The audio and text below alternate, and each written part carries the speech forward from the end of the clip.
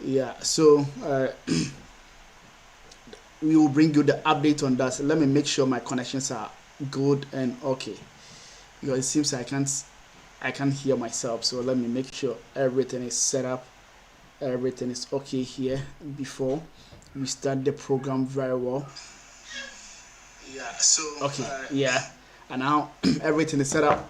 So that is it. So first what we do is go through the stories. First, San Jose police arrest suspect in Black Friday triple shooting at Valley Fair Mall.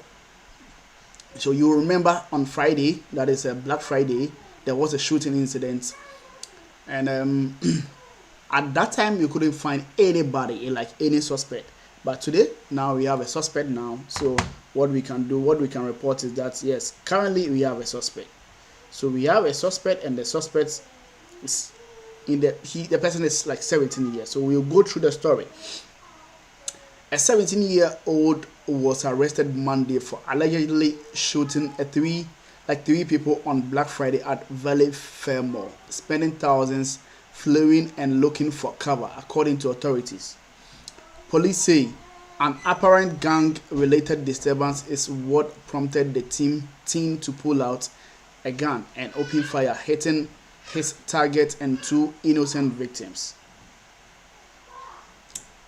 On one of the busiest shopping nights of the year, a shooting which Santa Clara County District Attorney Jeff Rossi called nothing short of a terrorist attack sent thousands more into panic.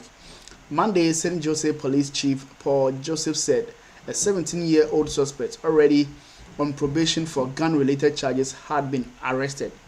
A 21-year-old woman pushing a baby in a stroller with a family relationship to the suspect was also arrested after a police say she helped the shooter leave the mall following the incident. So that is what we know for now. What we'll do is we will go and listen to the county sheriff or the sheriff for an update on that. After that, we will go through another story for you as well. So let's take a listen to the county sheriff who is in charge over there, giving us an update on this incident. Life is in part due to the swift, coordinated response.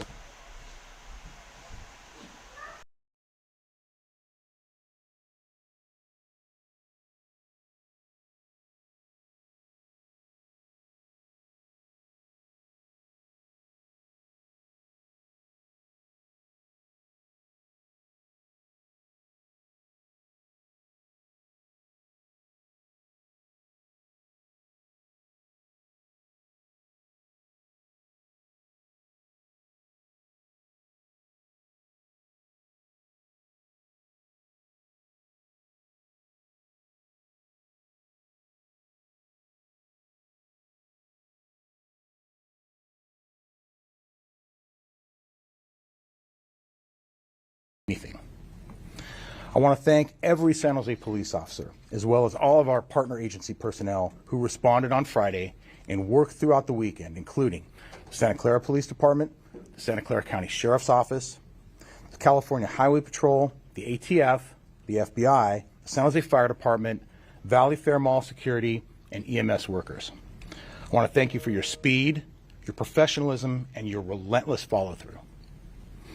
Sorting through a chaotic incident like this and tracking down a suspect who fled into a crowd of thousands is no small feat. This was an outstanding investigation led by our Gang Investigations Unit detectives to identify and apprehend the suspect. They worked closely with Santa Clara County Probation, our Ghost Unit, analysts in our Real-Time Intelligence Center who utilized automated license plate reader cameras, amongst other tools, and our Covert Response Unit. Because the suspect is a juvenile, I'm limited in what I can disclose about him, but I can talk about the reality we keep seeing over and over again. Young offenders with prior firearm arrests receiving little to no consequences, getting another gun, and escalating their violence, and that appears to be the case here. In February of this year, this suspect fled from San Jose PD gang enforcement officers and was found to have a loaded gun in his waistband. The suspect's case resulted in a deferred entry of judgment. The suspect was placed on a probation plan of sorts, which required him to, among other things, obey all laws. Earlier this year, I stood here and talked about a 13-year-old murder suspect whose potential consequences seem more appropriate for stealing a car than taking a life. Our officers have a limited ability to prevent this kind of juvenile violence when our juvenile laws are so weak that young offenders feel almost no fear of consequences. They bring guns into our malls and fire them indiscriminately. In California, our laws do not treat gun violence with meaningful consequences, and if you're a juvenile, the consequences are quite frankly almost non-existent. I'm not sure what it will take for well-intended lawmakers to wake up and realize that gun violence should never have been lumped in with nonviolent property crimes in California's efforts to reform our system. I'm not sure what tragedy will finally be the watershed moment when we fix what is clearly broken. When there are little to no meaningful consequences for committing a gun crime, we should not be surprised when more gun crimes follow. When we blur the line between lesser offenses and gun violence, we send the message that picking up a gun is just another bad decision, not a life-threatening choice that endangers an entire community. I'm grateful that our district attorney, Jeff Rosen, takes gun violence as seriously as we do, and I'm confident he will do so in this prosecution. The victims in this case deserve better. The thousands of people who ran for their lives on Friday deserve better. And the officers working these cases, day and night, deserve a system that will actually hold violent juveniles accountable before more people are hurt. To the victims and their families, we're praying for your recovery, and we will keep pushing for a justice system that prioritizes your safety at least as much as it prioritizes the future of those who choose to pick up a gun and pull the trigger. The investigation is ongoing, and we have more work to do. But let me close with this. Violence, especially gun violence committed by juvenile offenders, is not something we will normalize in this or tolerate in this city. While we wish there were stronger laws in place to protect the public, the San Jose Police Department and our partners will continue to do everything in our power to find anyone who commits violence here and bring them to justice. You cannot do this in San Jose and get away with it. Not now, not ever. Thank you. Now I'll turn it over to Mayor Matt Mahan. Thanks, Chief. Thank you, Chief. Good afternoon. Thank you all for being here. I want to start by echoing the Chief's thanks to partner agencies, starting with the City of Santa Clara, County of Santa Clara, and of course the District Attorney and his team for their partnership here. I also especially want to thank our detectives who are the best in the country and worked around the clock to make sure that we could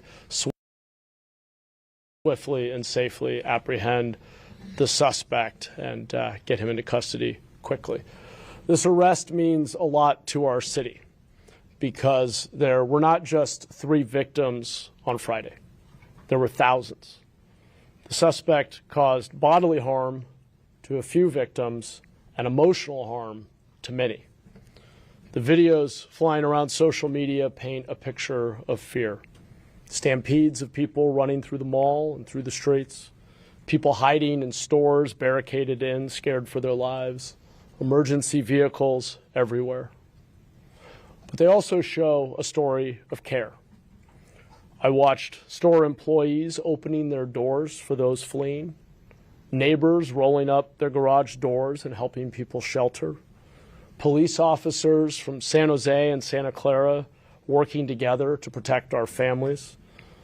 Heck, we even saw a video, the story of heroism from someone self-identified as Mexican Spider-Man, who may have had a few facts wrong, but offered a much-needed moment of comic relief nonetheless.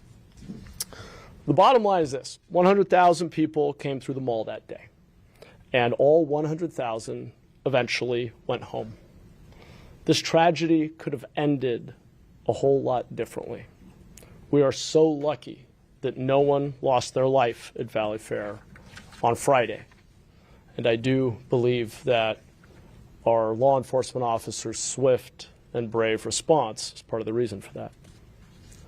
But many people's sense of safety here in our city was lost. Our residents shouldn't have to step up to help each other in moments like this because we simply shouldn't have moments like this. Guns are not toys, and they should not be in the hands of teenagers. This is the second time a young person motivated by a gang caused violent harm in our community in this same part of town. I'm going to say again what I said back in February. I'm afraid that if we don't change the way our system holds young repeat offenders accountable, we may be providing a perverse incentive for gangs to recruit children at younger and younger ages. About 44% of gang-related incidents over the past few months were committed by young people under the age of 18, including aggravated assault, weapons charges, and robbery. We need a better way to hold young people and their accomplices, their adult accomplices in many cases, accountable, to deliver justice and to make sure they know the consequences of their actions. Because if gangs believe that initiating kids as members is a loophole, is a way to commit violence without consequences, we've created a dangerous loophole that makes our children even greater targets. In addition to enhancing penalties for those who commit or attempt murder and those who push our young people into a life of crime, we need to also double down on prevention and alternative pathways. Our San Jose Youth Empowerment Alliance, formerly known as the Mayor's Gang Prevention Task Force, has shown some incredibly promising results in funding after-school programming and especially youth jobs. We need to make those investments so there's always an alternative path available. So that was the mayor speaking there, and also the sheriff, the head of sheriff over there, giving us an update on those issues and also the updates. Now we have a suspect in custody now, but what we are hearing is the person is just 17 years, so he is a minor. And what the sheriff said is that because he is a minor, this is the second time he's been arrested for holding a gun. And we were fortunate and we were lucky that last Friday nothing untoward happened. Like nobody, some people got injured, but nobody died out of it. But from what they are saying, the person is just a minor. So most of the staffs, they can't do anything. So that is why the mayor is also reiterating that, okay, if we are not careful about our laws, these gang members would recruit these young guys and also use them for any bad reason. So he is appealing to the lawmakers for them to also make sure the laws are maybe changed or something, yeah. And that is what the mayor is saying. But hey, for now, we have a suspect.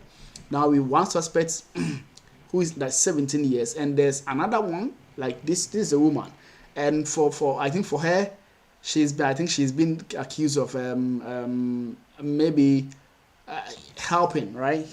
Because that was a report that shows she helped the person escape. So she's also over there. But the main suspect is the 17-year-old boy.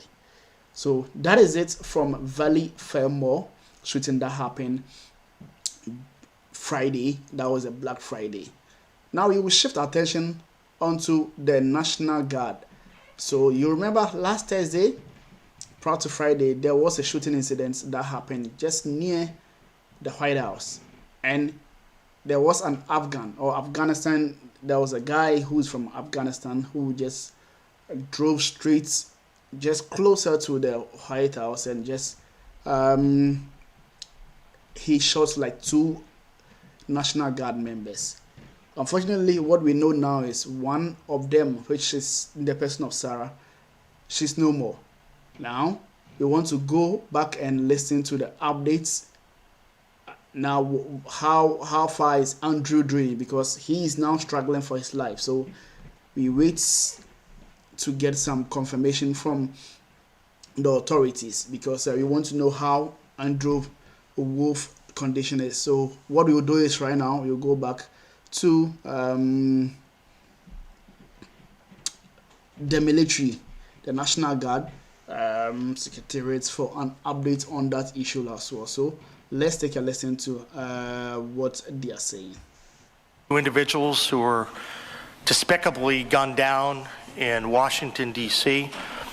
And since we originally received word of the shooting, we worked very hard to try to coordinate with the Guard, the federal government, the families, and everyone to ensure that the state's response is appropriate.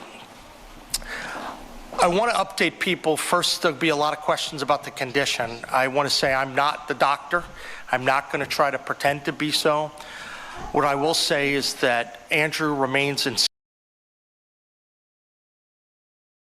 positive news, that we were told that Andrew was asked if he could hear the nurse who asked the question to give a thumbs up, and he did respond. And we were told that he also wiggled his toes.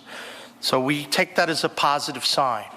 I'm not here to speculate, but I will say one thing, that Melody, the mom, has been so positive a force, and she's been asking people across the country to pray for her son, and those prayers are working. So I want to continue. That's her only request to me is, would you please get the word out that my son Andrew needs prayer? And that's all I'm going to do. Talk about that. These are wonderful people, and the family's going through a very difficult situation right now as Andrew fights to survive. There are many vigils that are going on around West Virginia right now. I had a chance to attend one in Martinsburg in honor of Andrew, and go down to Webster County on Saturday night. It was a really very touching vigil. People were talking so eloquently about Sarah, who by all counts is an amazing woman who lifted up people around him with a smile. And from talking to Sarah's parents and to people in the unit, everyone had nothing but incredible things to say about Sarah, and she is someone who's going to be remembered for a very, very long time, and she had her life tragically cut short by this terrible act of terrorism. We know that late last week I issued a proclamation, so the flags have been lowered to half staff, and that will continue. Obviously, when we have information about any service or funeral, we will let you know. I want to emphasize that the most important thing for me is to ensure that the family's wishes are kept. So as we learn more, we're happy to pass that along, but this is going to be dictated by the family, and I want to show great respect for them. I know that there are going to be a lot of questions about the timeline for when this occurs. Just as we learn things, we'll be happy to pass them along to you.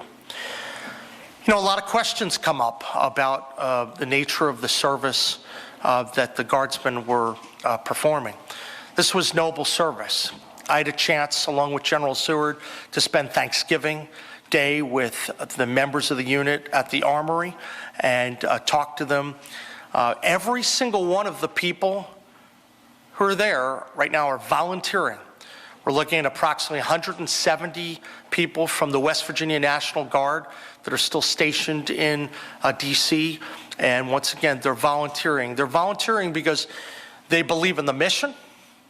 They want to support the state of West Virginia. They want to support the country, and I think that can't be lost. These are people that understand that the mission was good, that there was an opportunity to try to reduce crime in the District of Columbia. By all measures, it's been working, and so I know that they're proud of that work. They're understandably going through a very, very difficult time right now because they lost one of their own, and another is in very serious condition. But it is the state of West Virginia's intent, my intent, General Seward's intent, to do everything we can to help those Guardsmen adjust to this and to help the families of those who were impacted. We know that there's a lot of information that hasn't yet come out, and there will be more information in the days, weeks, and months ahead. There is a comprehensive investigation going on by the federal government. You know, I've had a chance to talk to the president, and I've talked to the attorney general, and we're going to make sure that we're deferring to that process. I am reassured that there is a complete and full investigation going on. So while there'll be a lot of pundits who want to speculate about what happened and wrongly go to different places, we're not going to do that. We're not going to play into that. We're going to talk about this based on the facts that we know. And at this point, that investigation is ongoing. We know that there's been a lot of discussion about a criminal prosecution as well. The most important thing that I can tell the citizens of West Virginia is people are rightfully angry. They're rightfully angry about what's happening right now. And I believe that justice must be done in this case, and that justice will be meted out. That'll be done based upon our criminal justice system, and it'll be done the right way. And as we learn more about the process that's being run by the feds, we're happy to share that with you. We're trying to stay in touch with all the relevant people on the ground to provide information to the public. When we left Wednesday night. I flew up with the Guard to go to the hospital. I believe I was at the hospital at least 4 times. And obviously we spent time with the Guard's members. There's no timeline as to what will happen in terms of additional visits, but what I can tell you is that Andrew's family is going to get all the help that we can provide out of West Virginia. Right now, a lot of that is emphasizing the need for prayer, and I want to keep saying that because I believe that prayer can move mountains. It can create miracles, and I know that Melody, Andrew's mom, and Jason, Andrew's dad, believe that. And these are people, they're good folks. And I think a lot of the communities are rallying behind them. We know. So that was the update from the National Guard shooting that also occurred. Now, what we know currently is Andrew is doing very well from the report that we are getting. Now, this is West Virginia Governor Patrick Millsap, so he provided the update. Now, he's telling us what they are requesting is just prayers. That's what the mom said, like everybody should pray for Andrew. Because what the nurse said was, okay, she did a bit of test and yeah, Andrew could just give a thumbs up. And he did a bit of like wiggle. So we all are praying that, yeah, Andrew will be fine and we will not be hearing these kind of issues again. That is the update from Andrew, the DC National Guard shooting that also happened. You remember yesterday, was it yesterday? Yesterday was Sunday. No, that was on the 29th of November. There was another shooting incident in California. There was another shooting incident in California. And this time, 15 people were shot. Out of the 15, this was a birthday party. And out of the 15, 4 were like dead. And out of the 4, there were 3. So first, yesterday we brought you an update on it. Today, we want to go back and listen to an update on it. Now, we will get to hear from some of the victims. Some were like 14 years, like 8 years, 11 and 21. So we get to hear from the PRO or the public relations manager at the sheriff, and also some of the staff. So let's go and listen to some of the stories that mostly we hear. So we will come back for that. This is 14-year-old Amari Peterson. A GoFundMe describes him as a bright and promising young soul. Friends and family say Amari was a football and basketball He's making plans for his future and was already looking into colleges. Peterson is just one of the 4 people killed in that shooting in Stockton, one of 3 of the children. Right now, authorities are searching for the shooters responsible for this horrible act of violence. They believe there are multiple suspects. The San Joaquin County Sheriff's Office says the attack was targeted. It happened Saturday night at a banquet hall off Lucille Avenue. More than 100 people were there for a child's birthday party. The 4 victims killed were 8, 9, 14, that's Amari, and 21 years old. And as we just told you, Amari was the 14-year-old. We know the 8-year-old child was a student in the Stockton Unified School District. The district is offering counselors and mental health clinicians at all 55 of its schools. The district's board president promised they will do everything in their power to ensure students and families have a place of safety, healing, and support. Right now, we have KCRA 3's Anahita Jafari live at the San Joaquin County Sheriff's Office. So, Anahita, what are they telling you? Is there an update on this investigation? Well, it's been a very emotional couple of days here in San Joaquin County, and right now we're joined by Heather Brent. She is the PIO spokesperson for the San Joaquin County Sheriff's Office to tell us a little bit more about this investigation. Heather, can you tell us where the investigation stands right now? We are about, I believe, 36 hours into this investigation, and I've said this time and time again, we're leaving no stone unturned. So our team and outside assisting agencies spent about 21 hours at the scene, making sure that they gathered all evidence, any information that they could from those who were there, those who witnessed this terrible incident, and they're not stopping until they gather all the facts. We know that there's been a very heavy police and sheriff presence out there. Even yesterday when we were at the vigil, I saw Sheriff Withrow out there with you as well. We wanted to ask you a little bit about, during the time you guys have spent out there at the scene, have you gathered any more information or any details on the suspect or suspects that are still out there? The information has been flooding in. They have gathered information while they were out there, and they're investigating all possibilities in regards to finding the suspects involved in this. I know that you guys have mentioned that this is potentially an isolated incident, so should people out there be worried about who these suspects are, or is there anything they can look out for?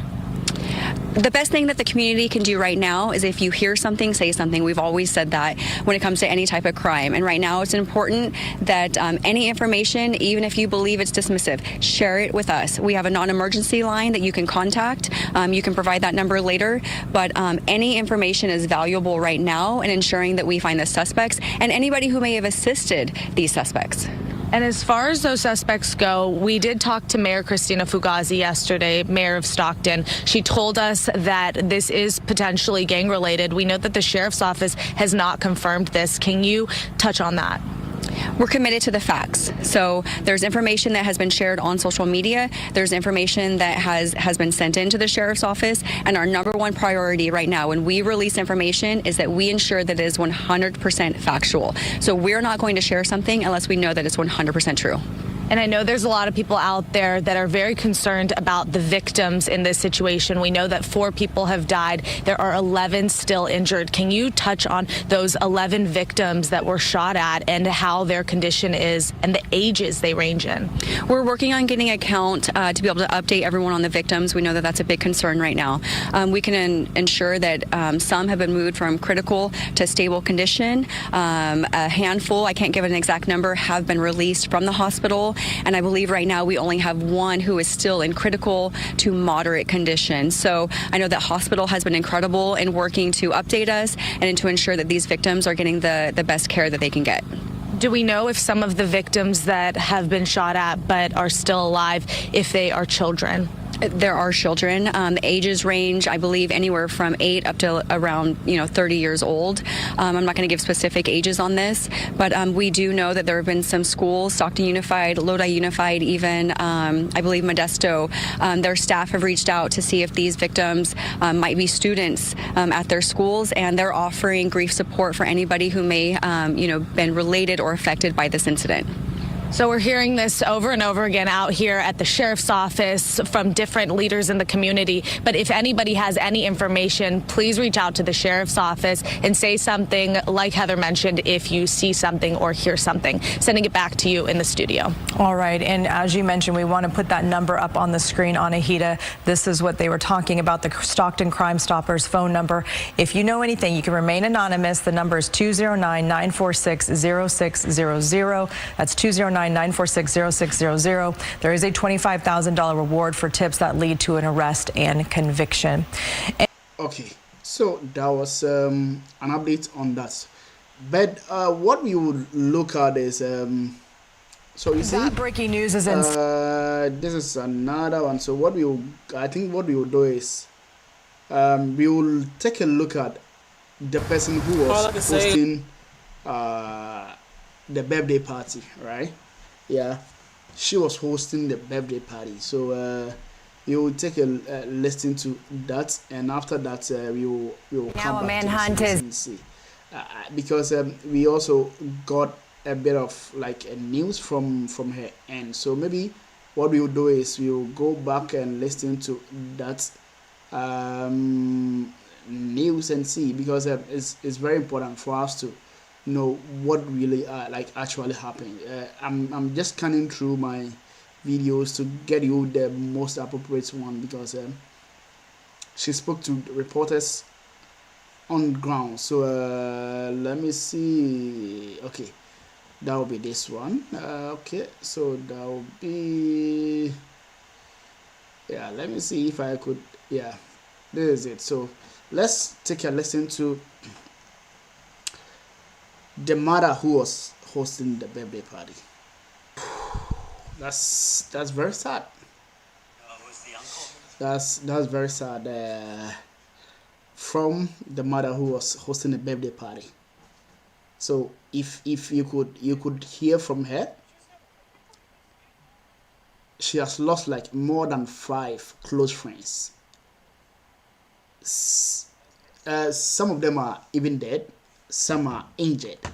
So you could see it's so she's even giving an advice. If you could let's say celebrate a birthday party or something, just do it indoors, because you might never know what might be happening, right? So that is it. So she was the one hosting the birthday party.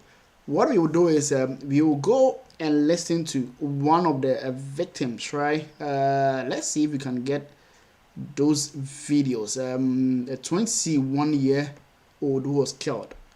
So what we will do is we will take a listen to... The first time we are now seeing a picture of one of the victims killed, 21-year-old Susano Archuleta. Today, his family held a service to remember him. And here is what we know right now. As we mentioned, 4 people killed, 11 others shot. Among the dead are 3 children, ages 8, 9, and 14, in addition to the 21-year-old. Stockton Mayor Christina Fugazi also said the 8-year-old was a student at Stockton Unified, and also said she has reached out to the White House and the Department of Justice about helping combating crime in her city. The sheriff's office has determined the shooting was targeted and was not random. Your reporter Tori Apodaca is at the scene and spoke to a family of the 21-year-old killed in this mass shooting. Tori. Steve, the mood out here is just somber in Stockton. Over my left shoulder, you can see bullet holes in the building that was hit with gunfire, and over my right, that growing memorial for the victims in this. Like you mentioned, I did speak with the aunt of the 21-year-old victim, who showed up to a prayer vigil today, searching for peace in the midst of this chaos.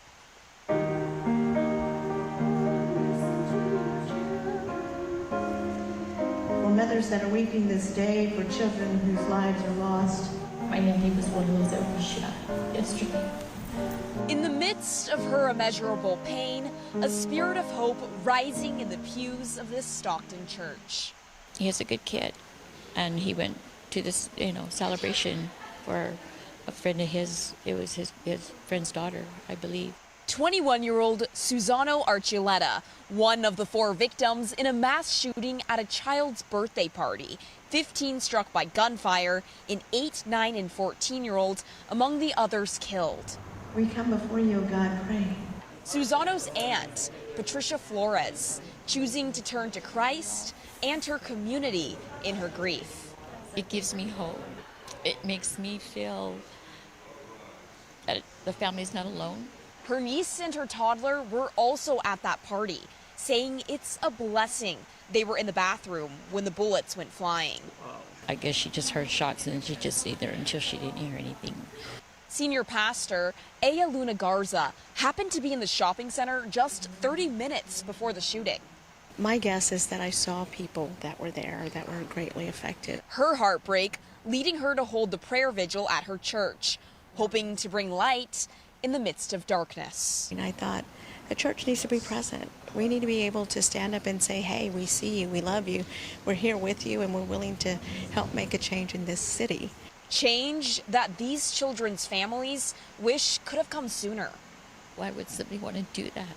If you're angry, why take it out on innocent people that have nothing to do with whatever problem it is that's got you to do something like this? Praying for healing for Susano's father. His son is in God's hands, you know. Young lives taken by gunfire at a child's birthday party. But he's going to be missed. He will definitely be missed. Steve, at this point, we have not gotten the identities of those other 3 victims in this shooting from last night. We are still checking into on the conditions of the other people who were shot in this. Of course, though, we have been seeing across Stockton today and even beyond just so many coming together in prayer, saying that they will not stand for this type of violence here. Yeah, this mass shooting hitting so many homes there in Stockton, and our hearts go out to those families. I got to ask you, it seems so quiet out there tonight, such a stark contrast to the chaos last night. What have you seen at this shooting scene since you've been there tonight? Yeah, it is definitely just a stark contrast, Steve. We couldn't even get this close last night. The crime scene kept getting pushed back, the surrounding area around it where they had the crime scene tape up. We've been seeing people just showing up, kind of stopping by and laying down their candles for those victims. Still a whole lot of questions about what went down out here last night. No question. So that is a report from the 21-year-old who was also killed in that incident. And if you could listen to or hear the mom speaking, she's asking, if you're angry with someone, why would you do that to just innocent people? So for that incident, still we don't have any suspect yet. So what the police and also what the sheriff and also what the mayor office, what they are saying is, if you know anybody, if you've seen anything, you could just call the office and give them the updates. Just give them the tip that they need to do this investigation, and maybe they would make sure they can just get to the person, because this is like 15 people, like gunning down like 15 people. That was so like uncalled for. So that is it. That is the updates that we got for you. So what we did today was first bring you the first suspect that was arrested in Fair Valley Mall. That happened that was on Friday, yeah, Black Friday. So now we have a suspect who is in the person, I think he's 17 years and he's a minor. So they are even finding it difficult to give him what he deserves. But hey, now we have a suspect now. Now the next one was the National Guard. Andrew is doing very well. We got an update from the mayor, and Andrew is doing very well. What the mother is asking for is your prayer. So we pray that Andrew would be maybe from next week going, we can see Andrew back on his feet again.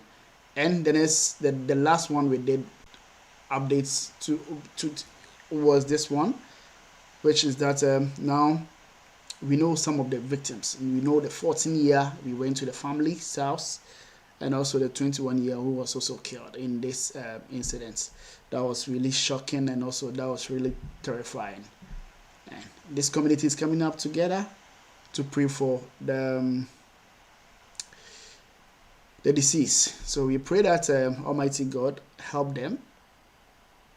Once again, we pray that if you see any suspect around, if you know anybody, just make a call to them.